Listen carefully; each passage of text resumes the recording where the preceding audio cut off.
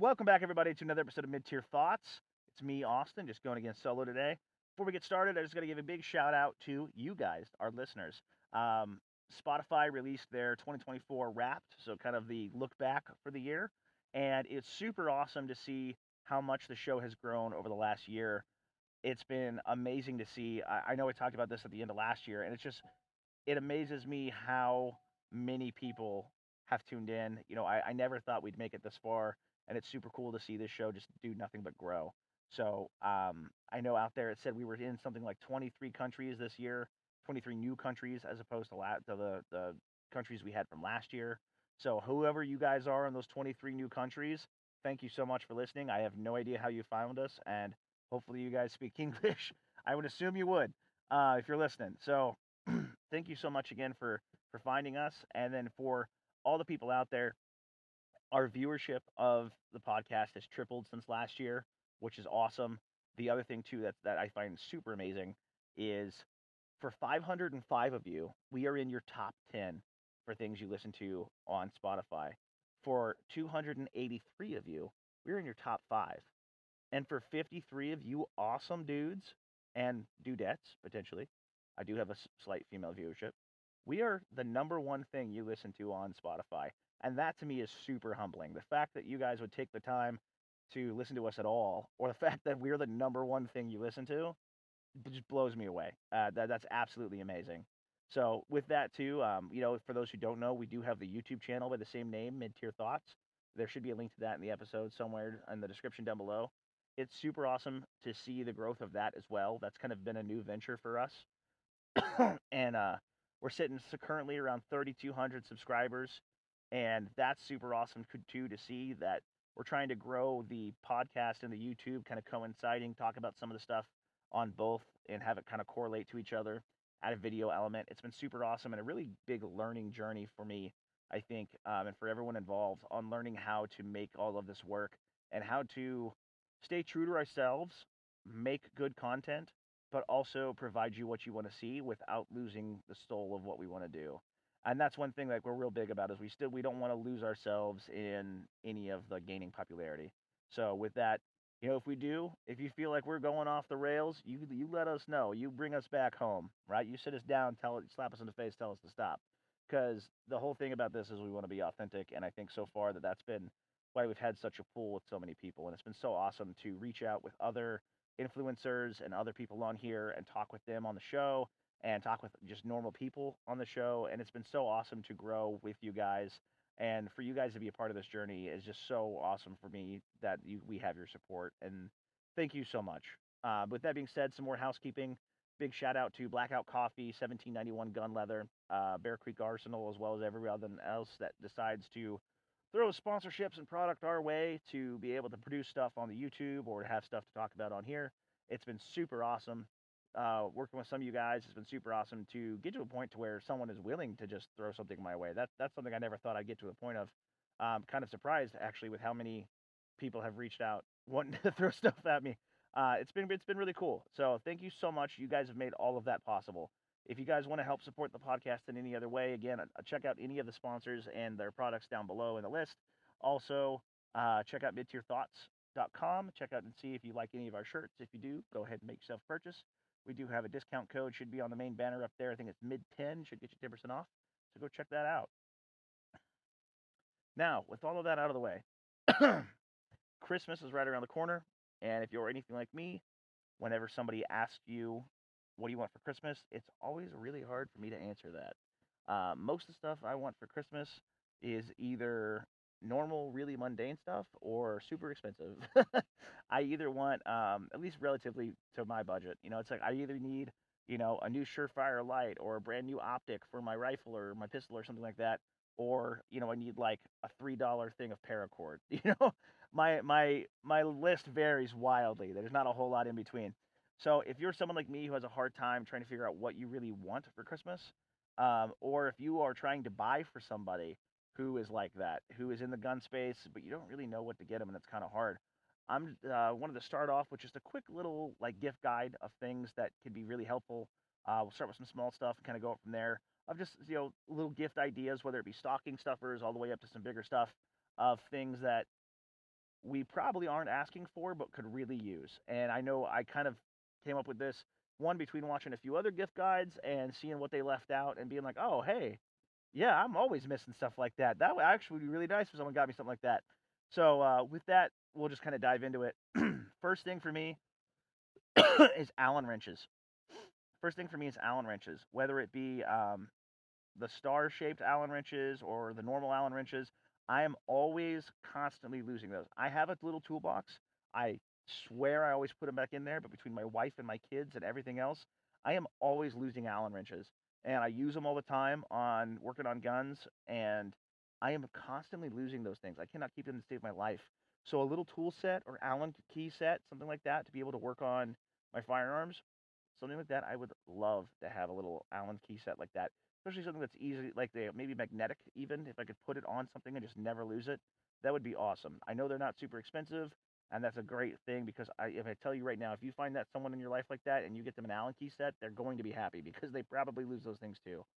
And it always seems like, it's like a 10, like I always lose like the 10 millimeter socket equivalent of my Allen keys, where it's always the one that's like the same size as all the nuts on every red dot I have, on every red dot riser I have. They're all the same, and I never have that one. I have like 15 of one that's too small or too big, but I never have the one size I need. So a Allen key set would be huge. Other thing with that too as well would be paracord. I'm always using paracord for stuff all the time. Whether I'm adjusting gear, whether I'm making a quick little sling, or whether I'm jury rigging some piece of equipment, or recently I made a video where I made helmet scrim out of like ripped up t-shirts to make like a winterized helmet scrim. You can check that out on YouTube, but I made the webbing for it out of paracord, right? And I have a bunch of paracord, but again, between using it all the time and moving around and doing stuff with it, I never have enough. It's never in the right place. So tons of paracord, paracord, paracord, paracord. If you, no matter who it is that you're buying for, or if it's yourself and you don't know what you want to tell people to get you, paracord, you will not be sorry. Like they will not be sorry. I will never not have enough paracord. I mean, I will never have enough paracord. You can get me paracord all freaking day. Batteries. Batteries are a great one. Batteries are, for me, I don't know how in the world I go through so many batteries. Whether it be lights on my guns, whether it be flashlights, things like that, using stuff around, or like things around the house, like TV remotes, Xbox controllers, things like that. I have no idea how I consume so many batteries. But batteries, batteries, batteries. If you buy me batteries, I will be the happiest boy in the world. And I guarantee you, if you buy batteries out there for that gun person in your life, someone gets you batteries, you're going to be happy too. Because it's one of those things where, like, you know what? Maybe you don't need them now, but when you do, you don't got to go buy them now. It's the little things like that that like I always find myself being like, ah, crap, I got to go buy that. That I would just love to get for Christmas. Like that's what I want for Christmas is batteries. I want CR123 batteries. I want some double A's. I want some triple A's, and I want those what are they? Those little C1/3 ends, the little Aimpoint Pro batteries. Those batteries I never find, but yeah, those little watch style batteries for my red dots. Those, if you got me a pack of those a piece, fantastic. Even better, even those little battery storage containers, the little plastic ones, you can put like 4 or 5 batteries in there, throw it in a pack. Mm, you are my hero at that point. Like that is batteries, batteries, batteries. Get the gun guy in your life some freaking batteries. Get him some CR123s, some double A's.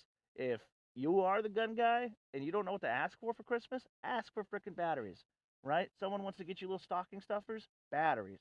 Batteries, batteries, batteries. I cannot harp on that enough. I never have enough CR123s. By the time I figure out one of my lights is dim, I'm like, crap, I gotta go grab my batteries. And they're out. They're gone. Poof, nada.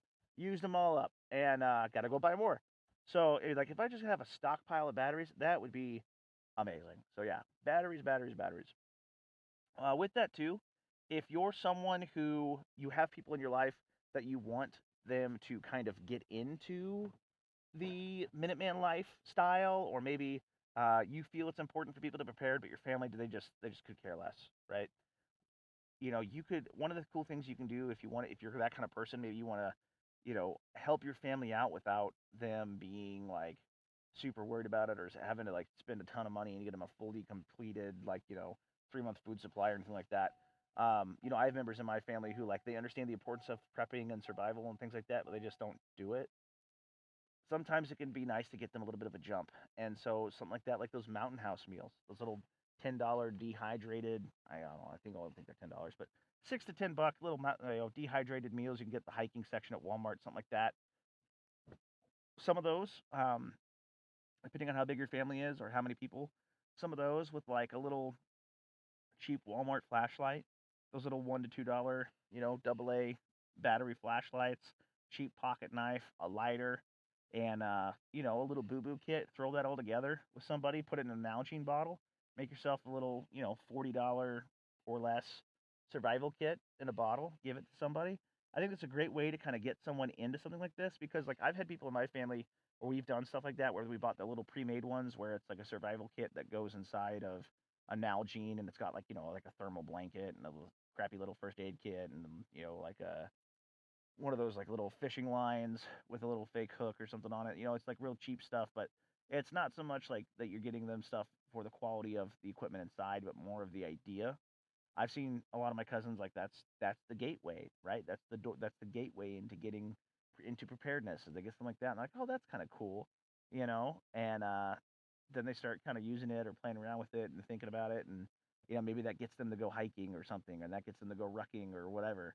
Like those are cool little gateway things that you can get people to kind of give you a little better you know sense of mind whenever it comes to making sure that your family's okay, as well as kind of getting them into this kind of stuff and doing it in a cool little fun way. Especially as much of that stuff as you can make homemade or put together yourself.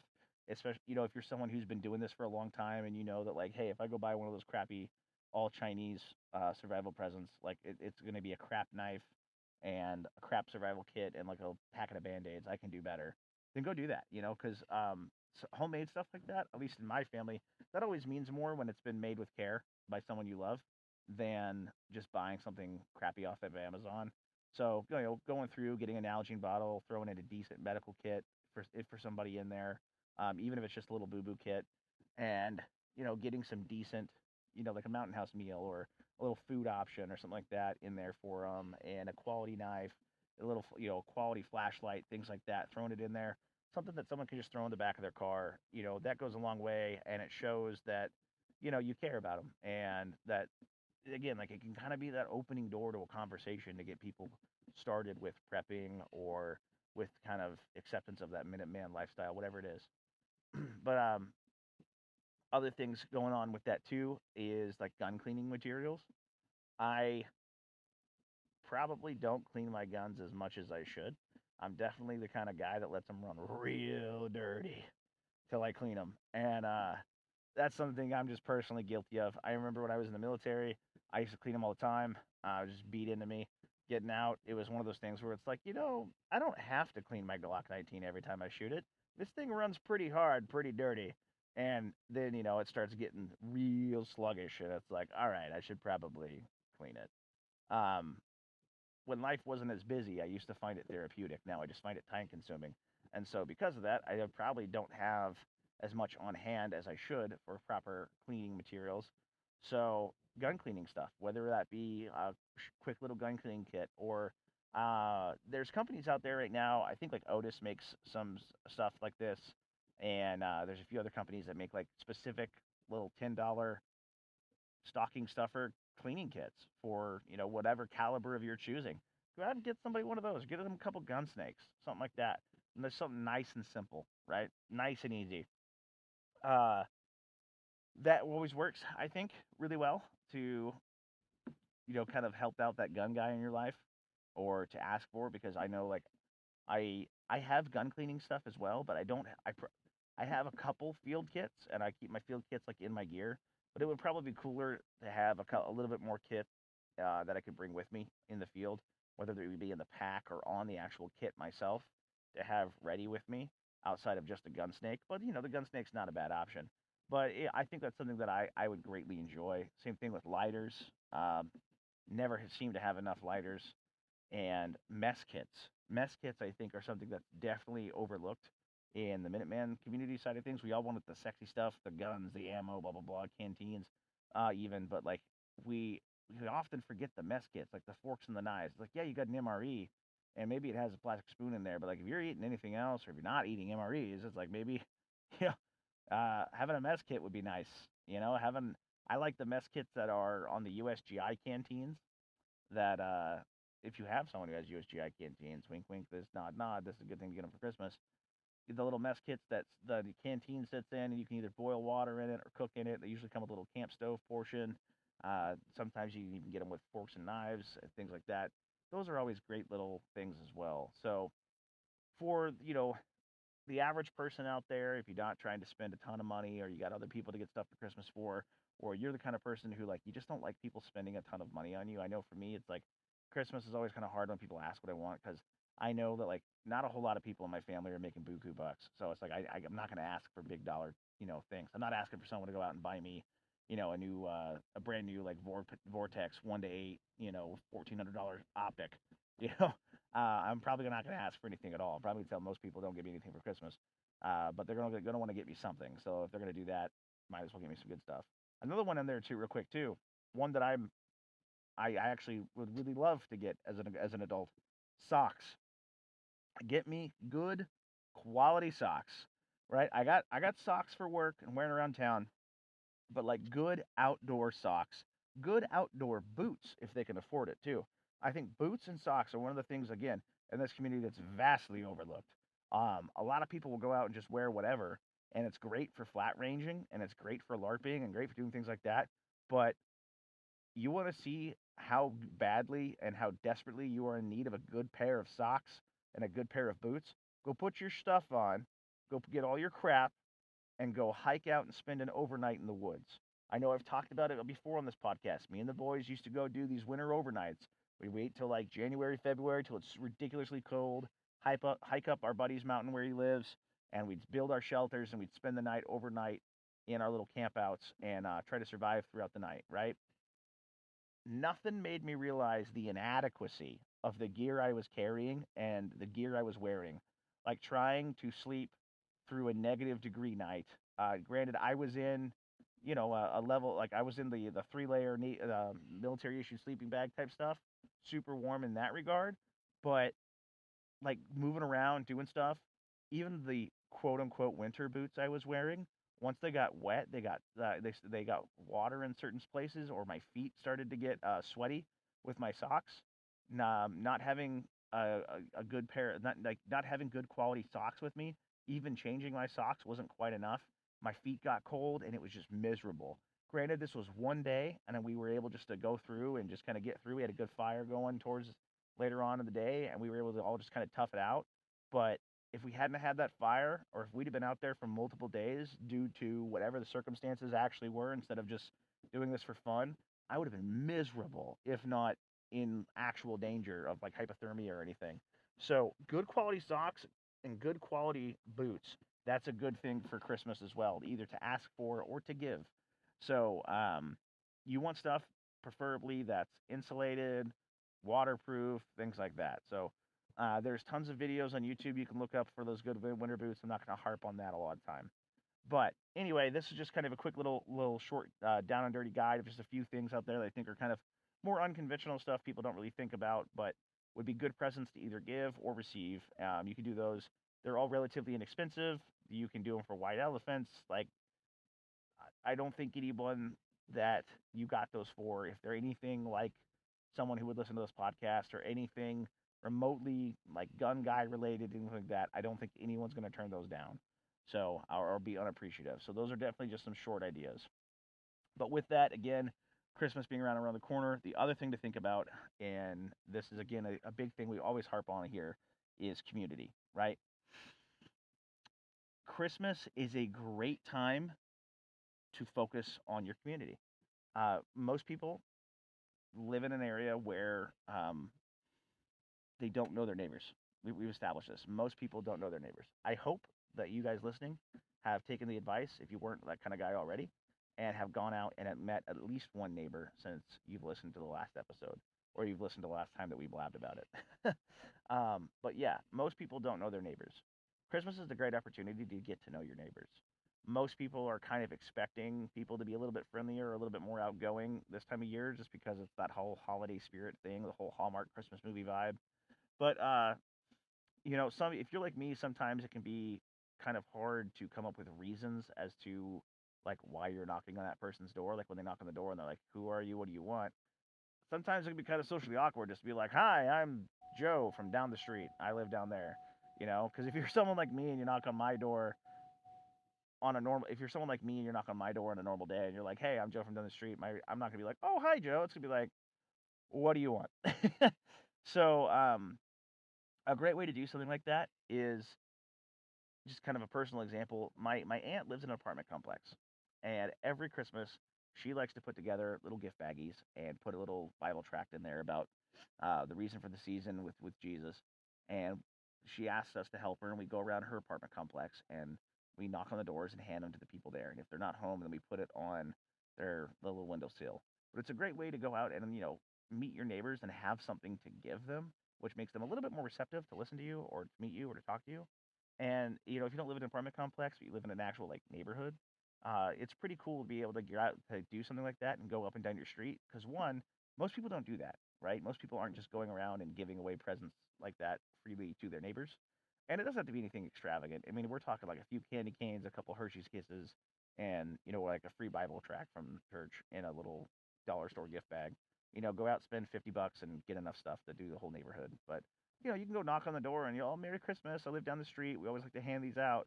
And you get an opportunity to meet people to where they're happy to see you in that instance, and you can actually get there and sit and at least introduce yourself and talk to them. That's a big part of being a part of a community.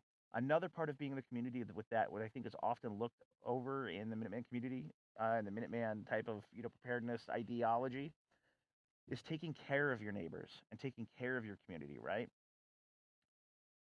There are tons of people this time of year that struggle, whether that be with not having good childhood memories of Christmas or Christmas being a really hard time for them, whether it be depression, whether it be anything else, or whether it's like that single parent who just isn't making enough money and just can't afford to have Christmas for their kid. There are tons of opportunities for you, and especially if you're in a group already, if you are a part of, the whole Find Your Tribe, if you have a tribe, there are tons of opportunities out there for you guys to put your money where your mouth is and actually live out the ideals of being a modern Minuteman and helping others. There are tons of opportunities for stuff like that. Personal example, one of the groups I used to be a part of, used to train with, one of the things we used to do is think around Thanksgiving time, we would get together and we would find a Gold Star family in need. A Gold Star family being a family member who had, being a family who had a family member, usually like a son or a husband or a father, die in military service. And usually it's in combat. I could be wrong if it's always in combat with for the Gold Star, but I know it's at least in military service. Um, anyway, we would go out and we would spend all of our own money. We would get them a Thanksgiving dinner. Everyone would buy a part of it, and we would come together and have a full Thanksgiving dinner for them that they didn't have to worry about anything. All they had to do was cook it. And we would put all that together as a way to thank them for their family sacrifice, but also to actually take care of our community and to help change people's minds about people like us being like crazy super armed right wing extremists or something like that. But the main thing was taking care of the community and looking out for people. For those, if you have an opportunity or you have any kind of leads, whether it be like on my town as like a Facebook page, or so whether it be on something like that, or you hear something about somebody from your church, from your community, something like that, who's struggling this year, maybe they can't afford Christmas, maybe they lost their job, whatever it is, they're having a hard time financially. I'm not saying that you have to go out and just dump money, because I know a lot of us are not in a position to do that.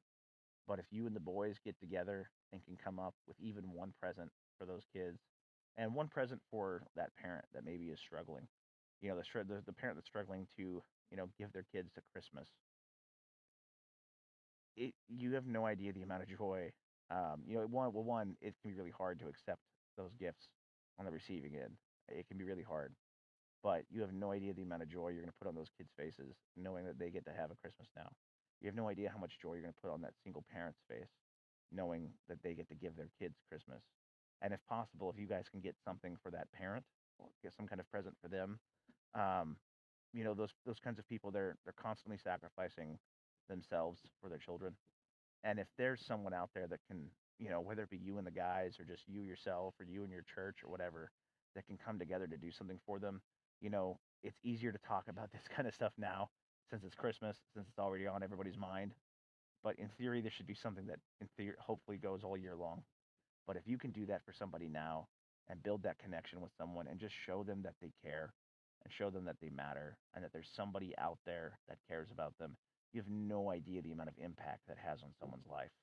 And to me, I know this isn't like your traditional Minuteman content. I'm not talking about running in the woods and shooting rooskies with winter camo. Um, but for me, it's one of those things that I think realistically, if you're going to live this kind of lifestyle where you want to be a modern Minuteman, it's not about just running in the woods and shooting rooskies. That's the cool part. That's the sexy part. That's the part that's like, yeah, that's what I want to watch on YouTube. That's the part that gets my blood pumping. But that's not the majority of what this life is, and that's not a majority of what realistically has been the reality of a Minuteman throughout history. Minutemen were people in their community who saw a need and they filled it.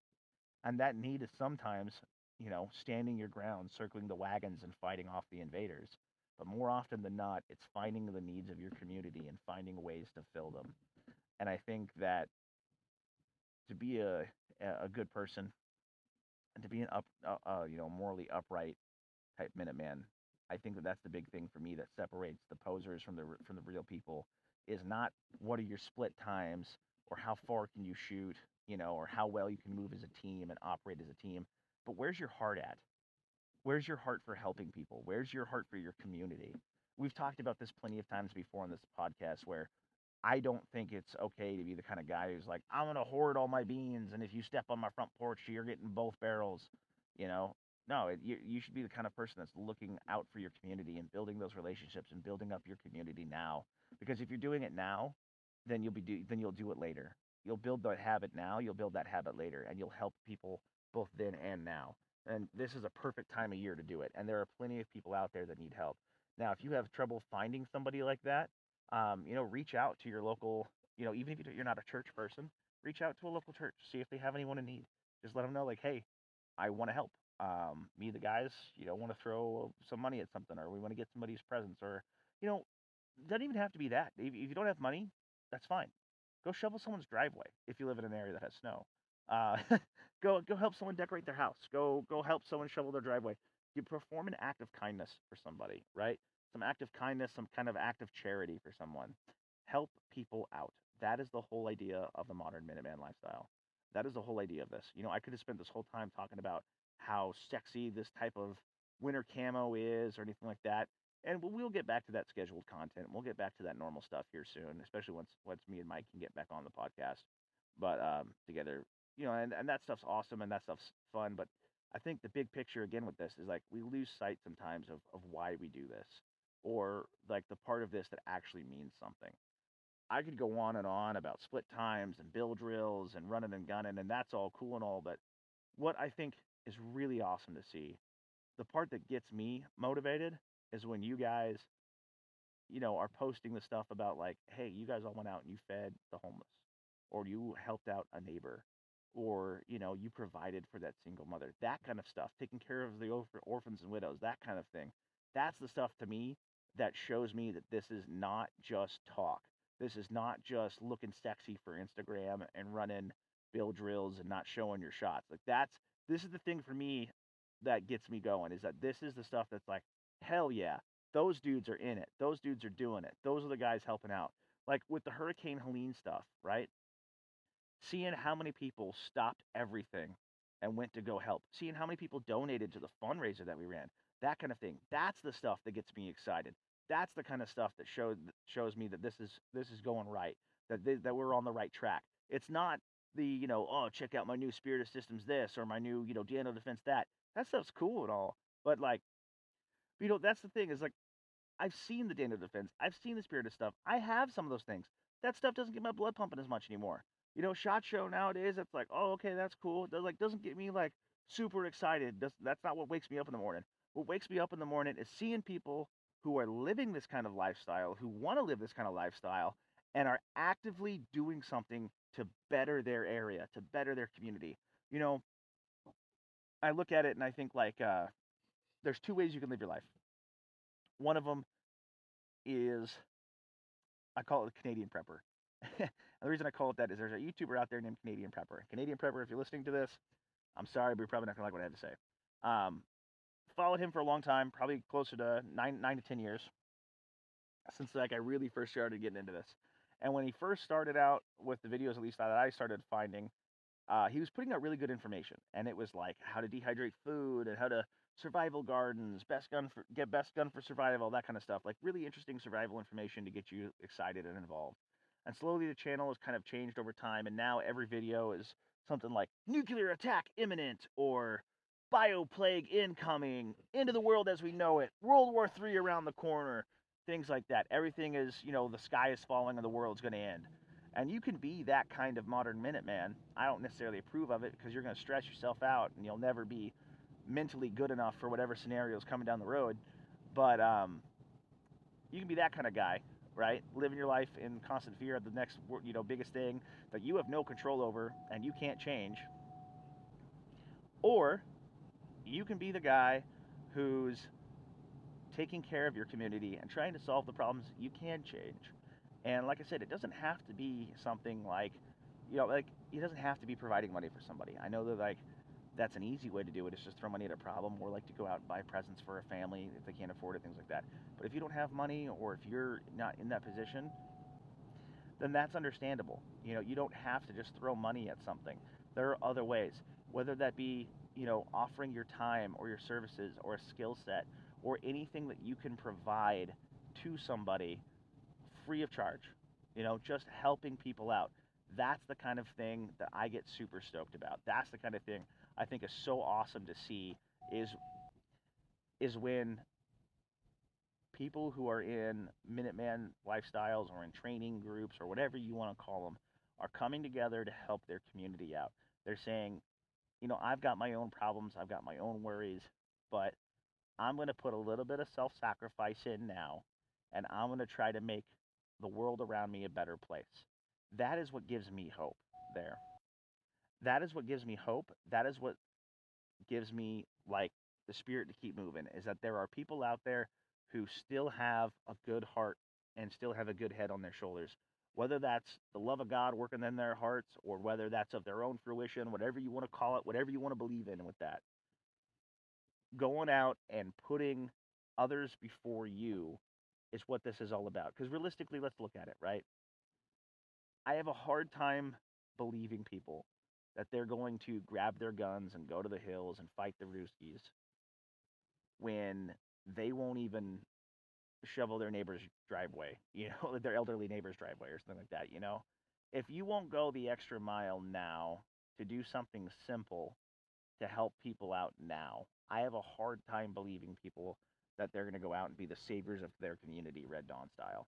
That's just my opinion. I'm not saying it can't happen, not saying it won't happen, not saying you're not that guy or you are that guy. All I'm saying is, you want to convince me you're that guy? You want to convince me you're the dude that's going to go out and, oh no, parachutes falling from the sky, me and the boys got to go out in the woods and single-handedly save our town like it's an 80s action movie? Great. Make me believe it by showing me how much you saved your town when it wasn't at war. If it takes like the end of the world, apocalyptic, Civil War, World War III style event for you to get off your ass and help your community, then I don't believe you're going to do it. That doesn't give me confidence. If you can't do something now to help people out, if you can't do something now to help people out, I have a hard time believing that you'll do it later. Again, this is just my 2 cents. Take it or leave it. These are just the words of a guy on the internet. So, with that being said, guys, this has been my short little Christmas rant here for you. We will return to our regularly scheduled programming here in the near future. Me and Mike have some big plans coming up with the new year and coming up later on for the podcast, as well as the YouTube. More stuff, better stuff, hopefully better audio and sound equipment coming soon if Santa Claus brings me stuff for being a good little boy.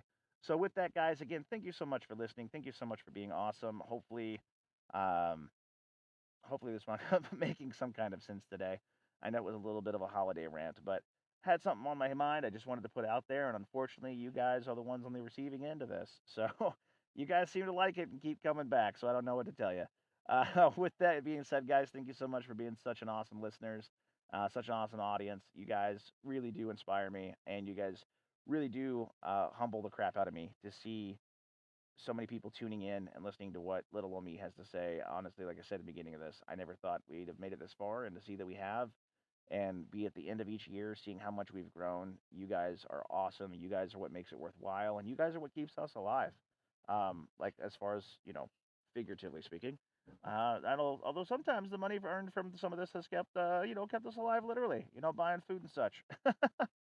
But yeah, uh, all jokes aside, thank you so much, guys, for listening. Thank you so much for again. I did think I thanked you guys before, but thank you so much for everyone who donated on the fundraiser that we did for Hurricane Helene.